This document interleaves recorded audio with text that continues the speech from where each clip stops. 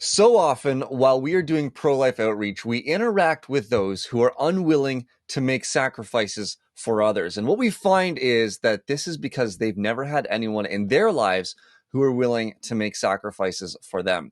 We're going to talk about that based on a conversation that we recently had. Stay tuned.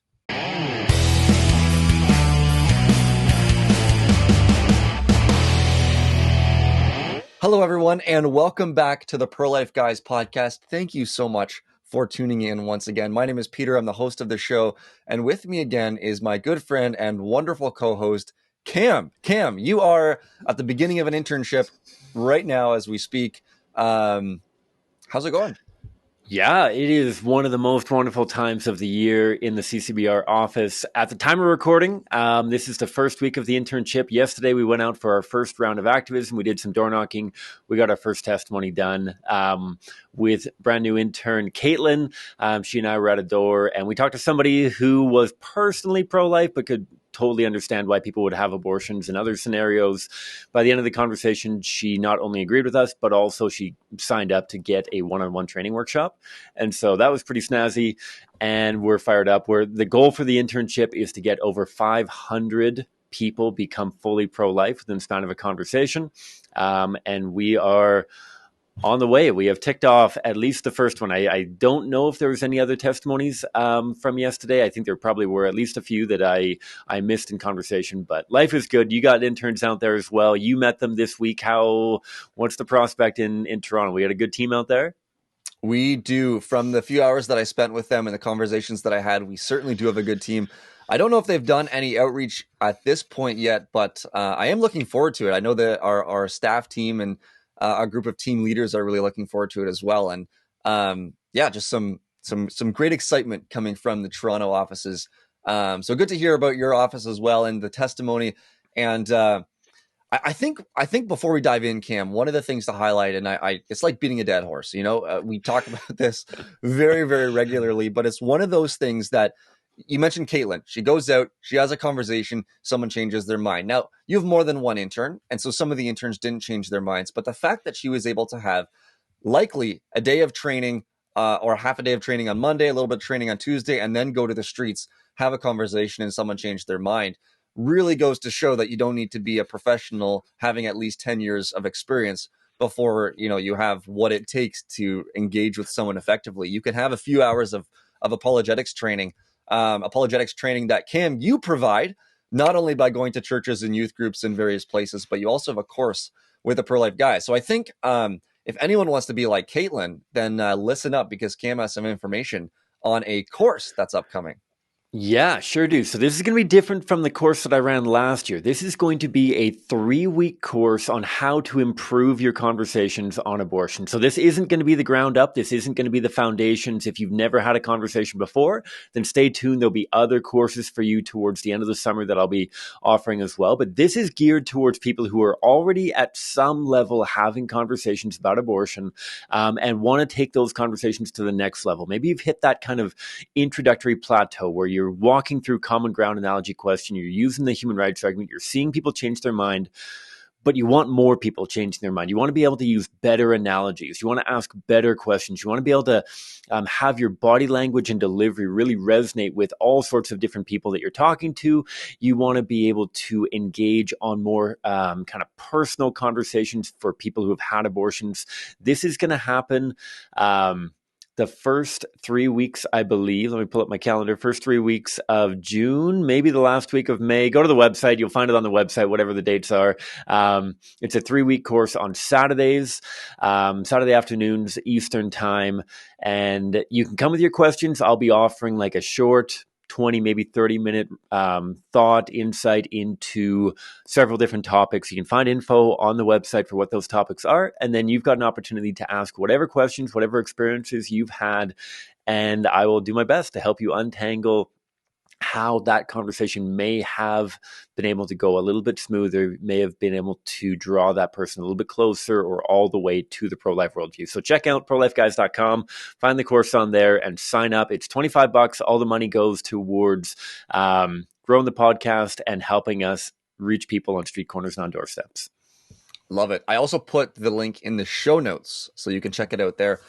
All right, Cam, this conversation that we're going to be having today is based on a conversation that you recently had. Now, just to give a bit of a summary on some of the things that I think we even mentioned last episode, but we've talked about a lot, but is really good to remember is how we shape and frame our conversations when someone brings up a justification for abortion, whatever it might be. It could be a very challenging and difficult one. It could be one, that just seems way more straightforward. What we want to do is find common ground with them. What we want to do is recognize as pro-lifers that the reason behind their justification is likely a very legitimate one. Financial insecurity is a legitimate reason that causes a lot of stress in a tremendous amount of people. And so what we want to do is try to find what we can agree with and say something like, I agree with you that it would be extremely difficult to even think about having a child when you don't even have the necessary finances to support yourself.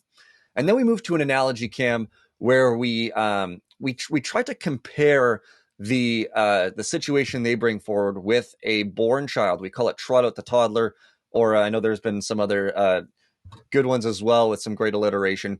But it's where we say, let me share with you an analogy. Let's say a woman is in fantastic financial situation. She gives birth to her child, and then life just falls apart after that. She loses her job, maybe her partner, and whatever else she might lose. She just is thrown into a very challenging financial mess.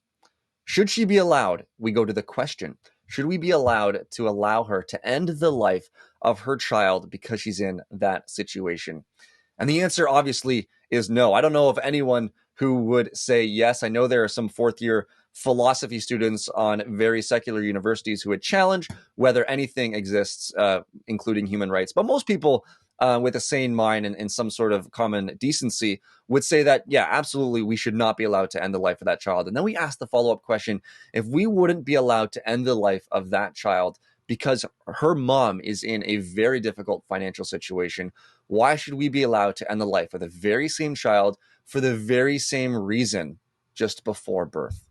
And so this is where we use common ground analogy question, and it's aimed at building a bridge between us and the person we're talking to take away any hostility that might be there, to tear down any walls that might be perceived or present in the conversation, and certainly in the worldview, and to have that good conversation.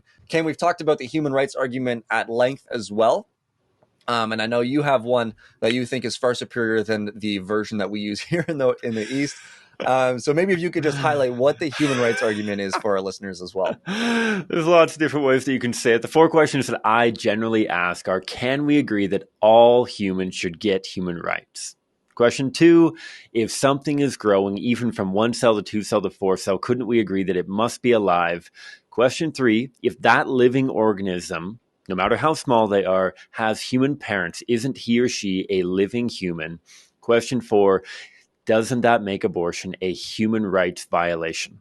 That's the progression that I walk through. I think that it makes sense in my mind. If you find something that makes more sense in your mind, if it works on the street, if it changes minds, if it saves lives, if it transforms culture, then I am happy to get behind it. But that's the way that I have found to work the most efficiently, really anchoring in on the question of, are preborn children human? And do all humans get human rights? I think that's the really core of the abortion conversation. And that's how I generally flow down. Perfect. And then we get to the third one, Cam, that we've talked about at length as well. And that is the human plus X concept, where people say, these preborn children can get human rights once they've received sentience. Now, what does it mean to receive sentience is a whole other conversation. It's not like there's no sentience and then God, takes sentience and inserts it into the child, or receives a heartbeat, or is born, or certain stages. So you need to be human plus have gone through a particular development stage or gone through a particular point in your life. And what we've done, Cam, that's worked with us, that's been effective with our conversations, is point to some of the injustices of the past, where you needed to be human plus have a particular color of skin. You needed to be human plus, you name it, my mind is blanking right now, but a lot of injustices, people were recognized as human, but they weren't, let's say, fully persons who should be protected under the law. And that's what we're seeing here with preborn children as well. Now, Kim, I want to provide the context a little bit for the conversation that we're going to have today in terms of the conversation that you had and some of the reflection that you did on that conversation. Now, we had Josh Brahm from the Equal Rights Institute on, I don't think on the podcast. Do we have him on the podcast as well? I think we had him on the No. podcast as well. If we Now, haven't, we're going to. I've been on his podcast, that's right. and I think that And he's been on our podcast, but he also was part of our quarterly roundtable back in January. that's right. Yeah, he certainly was part of that. And he noted something that we've seen on the streets as well, and that is that bodily autonomy arguments seem to be on the rise in conversations. And Cam, I think there's a number of ways we can make this argument. One is this argument can be made in a very academic sense. Your ivory tower arguments on the various facets of whether abortion should be okay or not. But what we're seeing on the streets, Cam, I know you have mentioned this to me, and I know we've heard this from other activists as well, is that the argument for bodily autonomy is not really being made in the academic sense, where we usually talk about it, but rather from sort of terrified or confused or isolated self-defense argument that really is being made from the depths of someone's humanity. And so I know you reflected a lot on this, so maybe help us understand where an argument like this would be coming from a lot when we hear it on the streets. Absolutely. And so the way that I've boiled it down in my mind is that so often it's not theory leading to behavior, but rather behavior desperately seeking for a theory that can justify that behavior. That it's a matter of people are terrified, they're in bad situations, they have no help, they have people pushing them in all sorts of directions, and they are desperately looking for a justification to be able to pursue an option that's going to be a great reset. And so they latch on to a bodily autonomy argument. Well, it's my body, it's my choice, I can do whatever I want, you can't judge me, you can't contradict me, you can't condemn anything that I'm doing because you don't know me, you don't know my scenario. Sort of thing. This is something that we're seeing more and more often. And I think that whether it's that argument, whether it's a justification because of difficult circumstances, whether it's even an attempted justification because they're not fully human or something like that, it's always motivated by a desire for a particular behavior. And then it's backtracking for what kind of a philosophy is necessary to allow or justify that behavior. And I think that that's a really, really interesting component to the conversations that we're having, because while so much of our energy focuses on addressing and at times dismantling the faulty philosophies, worldviews, and principles that people are using to justify the behavior, I feel like, especially personally, I have a difficult time remembering that this is motivated by the desire for the behavior. Why do people want a philosophy that will allow abortion, and not why do people keep learning a philosophy and then leading them towards abortion? I feel like there's very few people who say, I would never have an abortion, and then they go into university and they academically change their mind and then they end up accessing abortion later on. I feel like many people find themselves in a terrible situation, find their friend in a bad situation, they have the abortion, and then the pursuit begins to be able to justify that decision that they made. So that's the context. And so when we look at it that way, this isn't a matter of, oh my goodness, you have adopted a brutal, selfish, self-serving, self-centered, whatever kind of philosophy, and that has led you towards doing all sorts of barbaric behaviors. I find that so many people look at abortion as the most selfish action imaginable, and yet for so many, it's not built on a philosophy, but rather the philosophy has been desperately constructed beneath them in an attempt to keep them out of whatever hellfire they perceive below them. And whatever is going on in their life, this is a desperate attempt to protect themselves from a dog-eat-dog world sort of thing. And that was a profound realization for me when it came to the fact that these aren't inherently necessarily selfish people, but rather desperate people who end up adopting a philosophy to justify their decision that simply leads into more and more and more selfishness. That people feel driven towards selfishness, not drawn towards selfishness, I suppose. All right. So now that we understand that, Cam, and we hear an argument that has to do with bodily autonomy and bodily rights, how can we practically shift the conversation? What are some Mhm. of the principles that you might share to help us, yeah, shift that conversation from the academic level to one where we're more reaching their heart?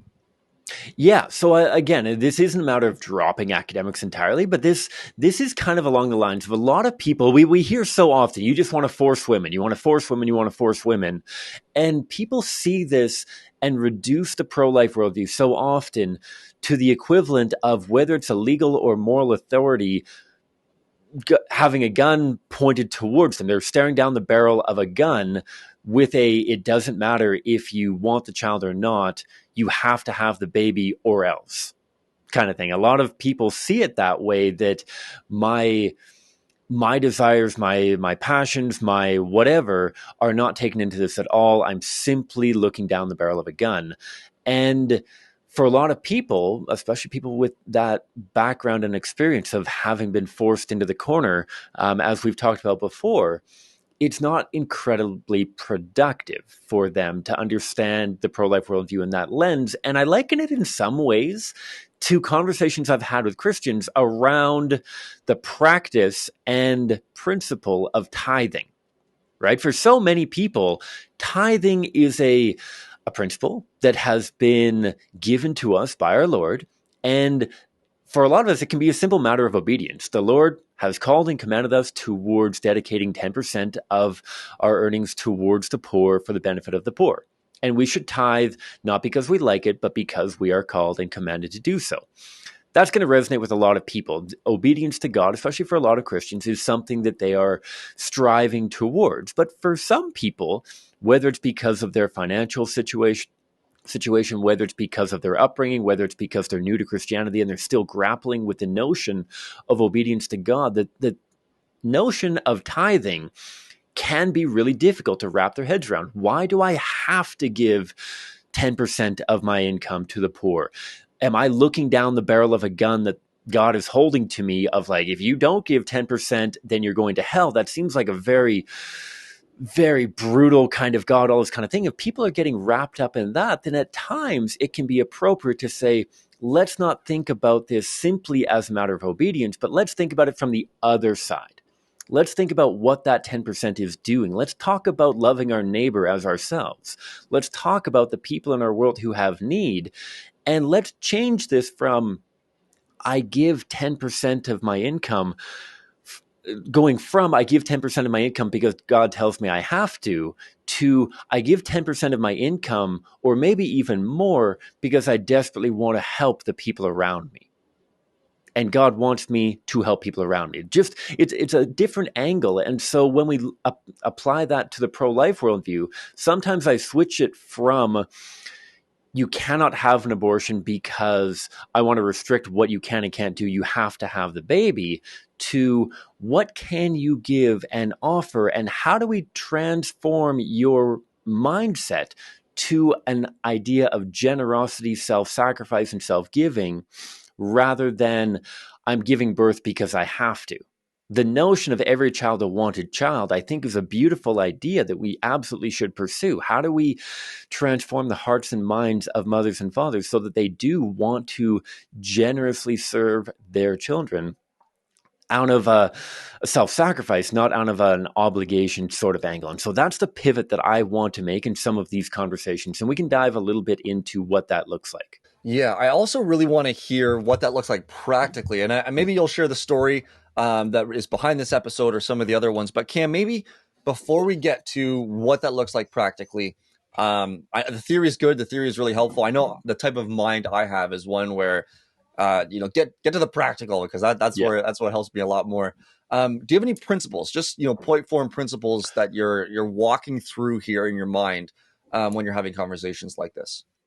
Yeah, and so I think that on the one hand, we can have the goal in our conversation for an acceptance of the principles of the pro-life worldview, a worldview shift, all that sort of thing. But on the other end, I try to pick out what other goals could I have that could lead somebody effectively towards that first goal, but going about it in a different way. And I say, what if I focus on an agreement that most people who have abortions don't want to have abortions? They're having abortions because they don't see another option. They see this as their best option. Can we agree, first of all, that most people don't want to have abortions? And second of all, that we shouldn't be killing a child, especially if we don't even want to kill the child? We can have the conversation as to what do we do if somebody does want to kill a child later on. But for most people, they can agree that most people don't want to kill children. And because of that, they don't want to have abortions. Okay, then let's work towards a world in which we're not doing things that we don't want to do. Seems like an easy principle. Another principle that I try to get at is that our world sucks in a lot of ways. Like, there is a lot of pain and suffering. There's a lot of the rat race and dog eat dog and backstabbing, and there aren't enough people willing to make sacrifices. And a sacrifice isn't something of, Peter, I'm going to give you $10 right now because I know that tomorrow I can demand that $10 back from you. That isn't a sacrifice. The sacrifice is, Peter, I'm going to give you $10, knowing that I may very well never receive that $10 back. Right? That is a very minimal sacrifice for many people. But when we think about pregnancy, this is a massive sacrifice. And so people need the notion of small sacrifices before they start talking about massive sacrifices. They look at this world around them and they say, nobody has given me an inch. Nobody has lent me $10. How am I supposed to lend somebody else 9 months of my life inside of my body and the rest of my life caring for them when nobody has even held the door open for me? Right? The idea of sacrifice, if it's an all or nothing, either I completely abandon all of my hopes, dreams, and passions when I've never seen even a micro aspect of that modeled in my life, getting them to understand the principle of sacrifices, really small sacrifices leading towards very large sacrifices, will make the world a better place. So those are kind of the two major principles that I want to convey in my mind before I start applying this. All right. And then let's get to the practical. Let's Yeah. maybe share a conversation that you've had, or some examples that you know of, or conversations that you know others have had. Help me understand this for when I'm on the streets, when I'm having these conversations. Absolutely. And so there's been a ton of conversations that have gotten me thinking about this, but one super poignant one I had with one of our volunteers, Stephen. He's a phenomenal guy. We talked to a fella about 2 weeks ago on a doorstep while we were door knocking, and he just kept coming back to, you can't actually expect somebody to carry through with pregnancy. Our world is so messed up. There is such little support. There's such little reason or ability for anybody to carry through with this that it's absolutely bonkers to expect anybody to. Like, how could you compel somebody to make such a massive life change? And I think that it was really good that he was able to identify what pro-lifers often undersell. Pro-lifers were often like, well, it's only 9 months. After 9 months, then it's all different. Like, no, I'm sorry. Parenthood, even if you're not in immediate care of that child, is with you through the rest of your life. And that's when I made the pivot. And I said, you know what? I can agree that this is a brutal, brutal world that we're living in. And it can be daunting to consider even bringing more humans into this messed up world. But let's not talk about this from a legalistic standpoint. Let's not talk about abortion as something that you can't or can do. Let's talk about the kind of world we want to live in. And he was like, okay, what do you mean by that? And I said, okay, could we agree that there's very few people who are willing to help out the people around them, even in small ways, right? The idea of going and asking your neighbor for a cup of sugar, the idea of asking your neighbor to shovel your sidewalk for you. I live in Calgary. There's a lot of sidewalk shoveling. The idea of asking for help. We got snow on Monday, like 2 days ago. So the idea of asking for help is not even on people's radars because they're assuming that help won't be there. the assumption is, sure, I'll give you a cup of sugar. It's going to cost you $2. Or, yeah, my kid will shovel your sidewalk, but it's going to cost you $10 a shoveling. That kind of thing. This idea of asking without cost is a completely foreign idea. And so I asked him, imagine that your neighbor was going through a tough time. They got laid off at work and he needed some help. He needed help filling his tank. What do you mean filling his tank? Okay, well, he couldn't even fill his tank to go out and apply for jobs. Do you think that you could hit him up with $20 to put a little bit of fuel in his car to help out? Yeah, obviously I would hit him $20. He's lived beside me for 10 years. Okay. And so little sacrifices could make the world a better place. Is that fair to say? And he was like, yeah, little sacrifices, but that's a huge difference from big sacrifices like carrying through with pregnancy. And I said, okay, well, let's make this a little bit different then. Let's not have your wife become pregnant, but rather your neighbor becomes pregnant. And you're not going to look after everything. But what could you do? What would you be willing to commit to help your neighbor navigate pregnancy? And he said, well, you know what? My wife loves to cook, and like we could probably look after a meal a week or maybe a couple of meals a week that we could drop off and help them out with. And I was like, okay, well, what about the neighbor on the other side? What do you think they'd be able to help out with?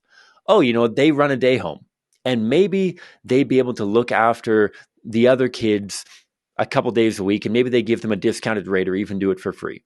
Okay, what about the person across the street? Would they be able to help out?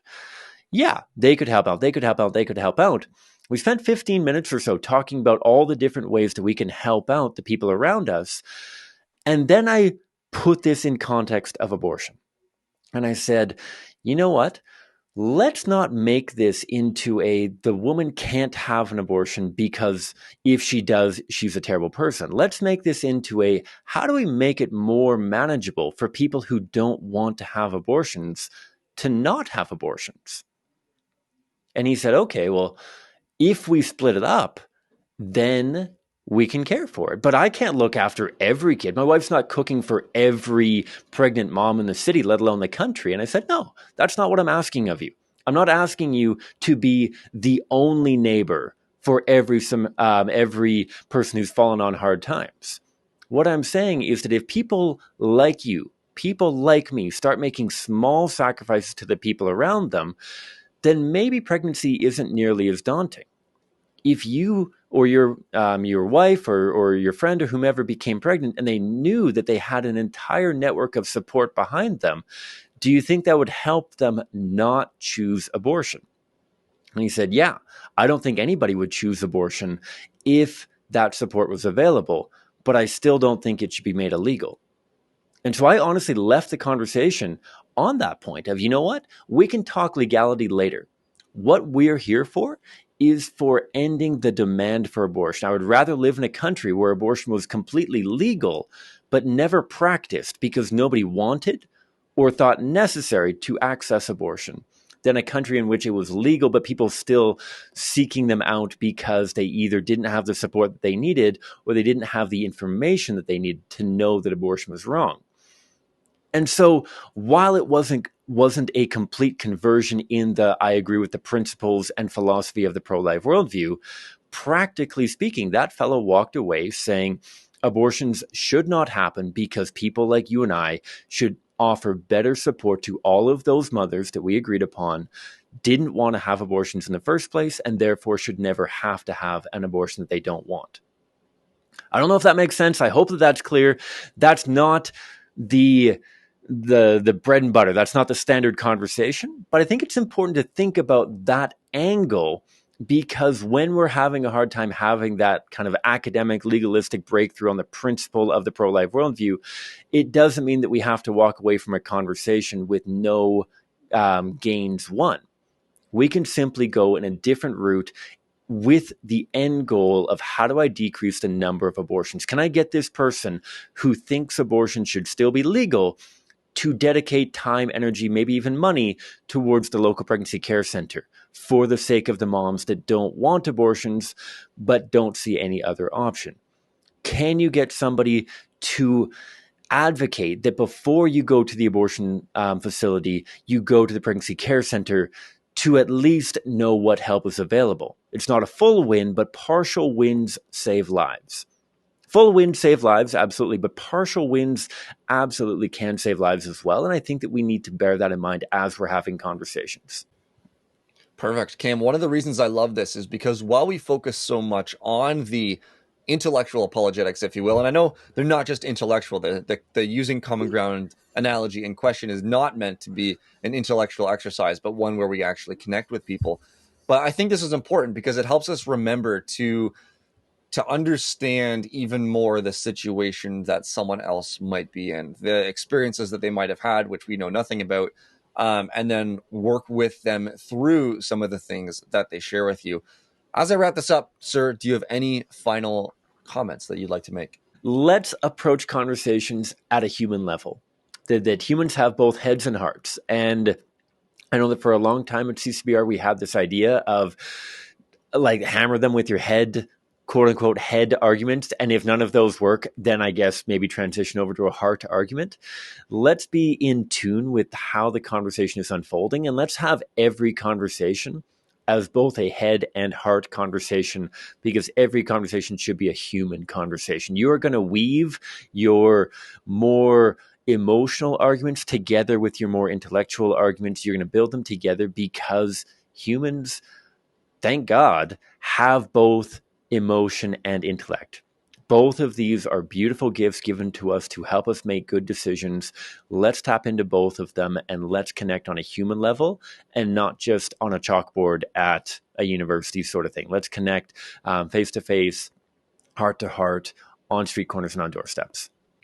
Perfect. Thank you, sir. We are the Pro-Life Guys podcast. The link, I can't remember what link, but it was a link. Oh, the link to the course that Kim is going to be doing in just a few weeks is going to be in the show notes. So check that out. I also want to say a shout out to Conrad. Conrad's an intern. I forgot to mention this off the top. He's an intern in Toronto, and he called me a podcast king, which really elevated my sense of importance on the podcast. But thank you, Conrad, for listening, and thank you to all of our other listeners for tuning in as well. We're extremely grateful that you find this information important, you find it helpful, and we're thankful to each and every one of you who is taking this to your conversations in the workplace, at the school that you attend, maybe in your families, or maybe on the streets going door to door, having conversations with complete and random strangers. So thank you so much for being part of this fight. Don't forget to check out our merch shop. You can find some shirts, some mugs, some things like that, that you're able to not only support the podcast with and help us to reach more people and produce better content, but also to be a conversation starter with those around you. The course is there, the books are there, including the one I have behind me here, Patriots, The Untold Story of Ireland's Pro-Life Movement by our colleague, Jonathan Van Maren. It is, as the title suggests, the untold story, now a told story of Ireland's pro-life movement. He did a lot of conversations with some of the leaders in that movement over the last 10, 15, 20 years, who have been in that movement for the last 10, 15, 20 years. Talks about the Eighth Amendment, the rise and the fall of said amendment just a few years ago, and so much more. It's one of my favorite books by Jonathan, if not my favorite. I like stories, Cam. I know seeing is believing. Why our culture must face the victims of abortion is very important. I've gone through it and I've referenced it on the podcast, but I'm a guy that likes reading stories and compelling stories, ones that really grab my attention and make it impossible to put the book down. Patriots is one of those books, so do pick it up. Anything else? I'm sure there are other things. Check our website for more details. Reach out to us with any thoughts and questions. I know one of you just reached out on our Facebook message option with a very, very, very long message that I have yet to dive through it in its entirety. But I will try to do that and get you a good response. But reach out to us, connect with us, follow us on your social media platforms, like us on like and subscribe on your podcast catchers and on YouTube. And please don't forget to share this episode and some of the other ones that you enjoyed with your family, with your friends, with your loved ones, and maybe walk across the street, share it with your neighbor or whoever else you feel like sharing it with. My name is Peter. That's Cam. We are the Pro-Life Guys from the podcast. We're grateful for this time. Thank you so much. We'll tune in again. We hope you tune in again as we tune in again next time.